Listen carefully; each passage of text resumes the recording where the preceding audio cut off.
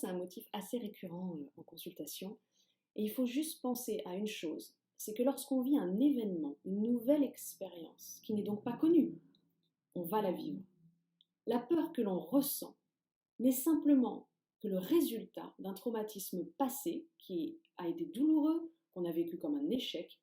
ou ça peut être aussi lié à l'éducation ou au collectif, les fameux on-dit, qui nous retiennent en amont et qui nous mettent toujours cette espèce d'onde autour de nous de danger. Attention, ne t'engage pas dans telle situation, tu risques ceci ou cela,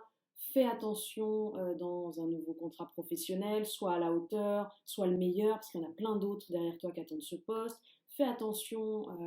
dans une nouvelle relation amoureuse, tu sais, les hommes, les femmes,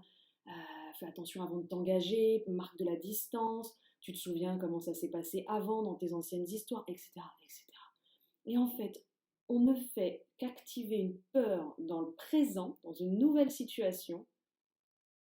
et qui va du coup perturber complètement la personne, complètement l'énergie qu'elle va dégager dans cette situation, et fondamentalement, la peur va arriver et va venir boycotter, va venir détériorer cette nouvelle expérience. Si je prends un exemple simple, un enfant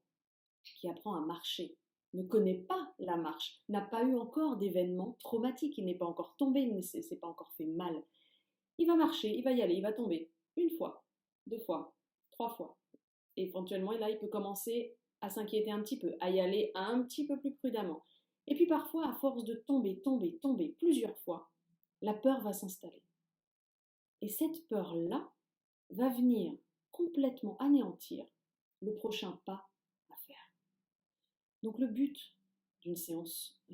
d'énergétique est de venir nettoyer énergétiquement, émotionnellement, ce que le corps a engrammé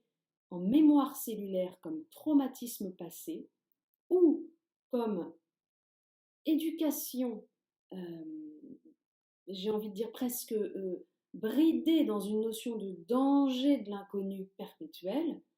et de venir déprogrammer tous ces blocages inconscients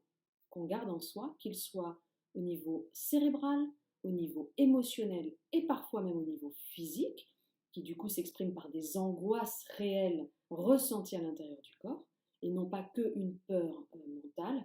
et de venir enfin apaiser, nettoyer, pour que l'événement qui est à venir ou l'événement nouveau qu'on est en train de vivre